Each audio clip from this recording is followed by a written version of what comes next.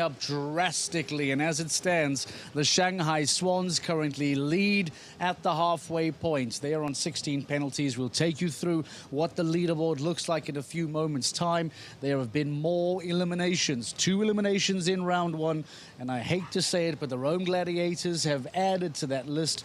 The team powered by Cavalleria Toscana have been eliminated as well after John Whittaker had 2 bites of the cherry on the final fence. The veteran was unable to get over that fence, and because of that, the Rome Gladiators are eliminated and will now go on to join those other 2 teams. It has been a tough evening's worth of jumping here in Monaco. Questions being asked, the best riders in the world being challenged by Uliana Vizzani, and some are finding it difficult to try and navigate those challenges. Let's talk about the leaderboard. Let's try and bring you up to speed as to how it looks now at the halfway point of GCL round 2. The Shanghai Swans currently lead on 16. The Mexico Amigos find themselves level just behind on time on 16. And the Paris Panthers currently in 3rd place on 17 penalties.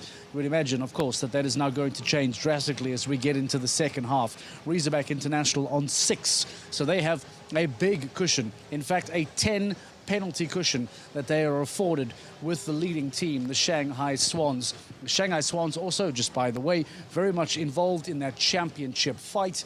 The question now becomes, how much damage control can they do?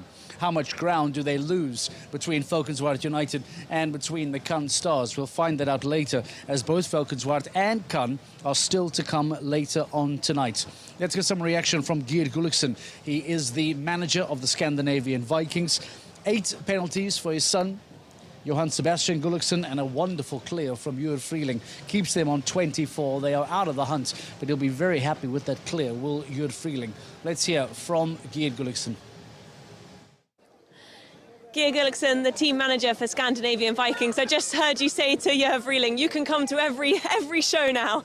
Okay, Jur Freeling is a world-class rider, always been, and the horses he rides. This one is very inexperienced, but he can, and when you have these type of competitions, championship like European Championship, World Championship, you need riders. He's a rider. It doesn't matter what he rides, he can do a good result, Have you been surprised about just how tough it's been in there today? Yeah, I'm not surprised because I've been here so many times, and competing also myself, This ring is very difficult, and for a lot of horses, it comes very quick, and also today is so hot, it doesn't make it easier. So I think it's, it could be a lot of faults here, like you see weak riders fall through here, Johan came in for the second round, just 2 down. What did you make of that? It was his own mistake. I told him, when you land after the vertical econ, you have to move, because that oxer is very easy to get on a dead stride, and it wasn't a dead, and it also was very unlucky to have that one. And in the triple combination, it just should have sit back a bit more.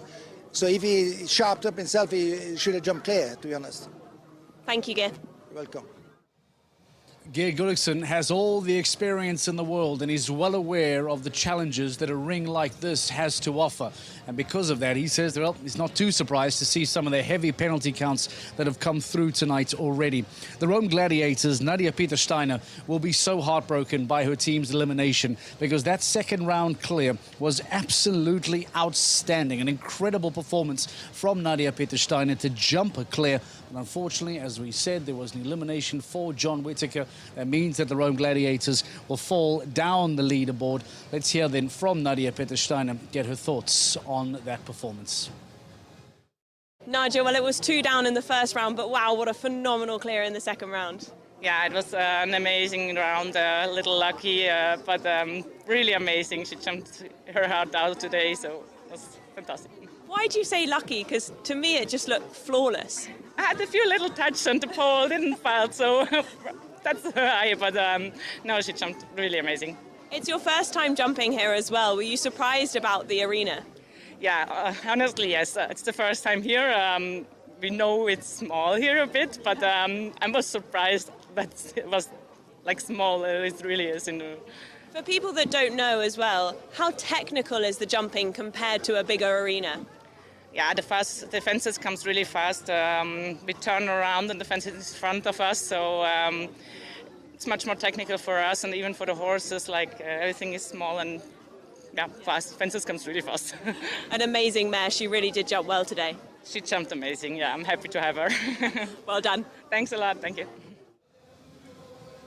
The thoughts of Nadia Peter-Steiner there. Riesebeck International are in the ring. Let's head straight in to join all of the action. We welcome you into this critical now final session. These teams now just separated by 6 penalties and 7 teams still to start. So 6 with 7 teams is a very small window. That will be battled over for the GCL leg 8 here in Monaco.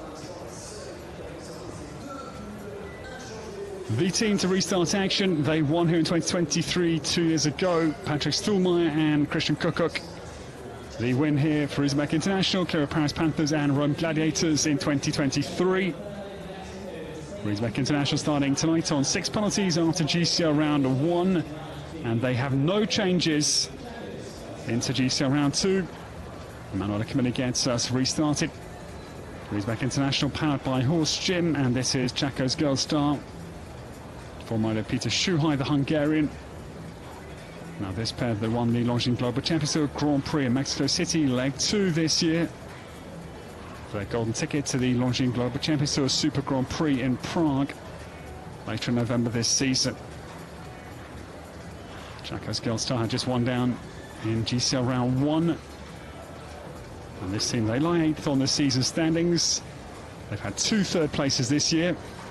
Mexico City and Ramator Saint-Tropez. Chaco's Girl Star looks very composed here. Sheepskin noseband, highly sensitive mare, high head carriage. A win here would add 30 points to their tally. Would be very useful.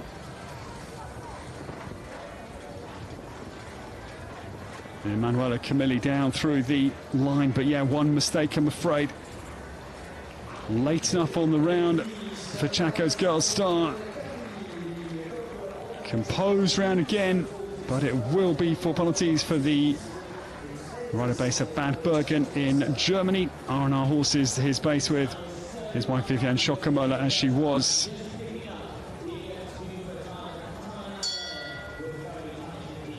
Now this is a mistake, the Le Casino Vertical 162 is the mid-course error for the Italian.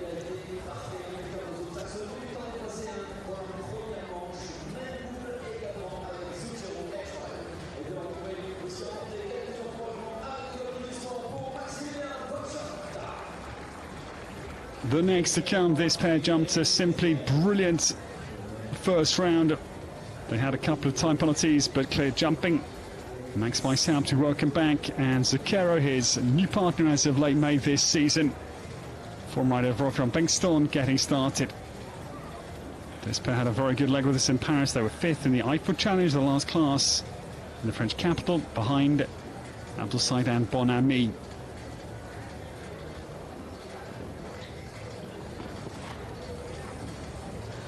Now, Max Weishaupt runs swiftly down to the Prague Players Vertical. Zucchero looking in very good mode once again here. They formed a quick partnership very, very effectively. They've gelled clearly. Max now sights the Liverpool Seahorses 7. But there comes the mistake, I'm afraid, front bar of the Oxer. First blemish on the course for the Southern German from Jettingen and Bavaria initially. Max is 5 years, Phillips Jr. Zucchero down to the final line here. Riesebeck International have another 4 penalty. So 1 down for each of them, Manuela Camilli and Max Weishaupt in GCL round 2. Good round for the new pair, but the Liverpool, I'm afraid, is the one error for Zucchero HV and Max Weishaupt that came offence number 7. They had 8 in GCL round 2. There will be a total of 14 penalties for Riesebeck International here at leg 8 of GCL. 9th season in Monaco. That the mistake.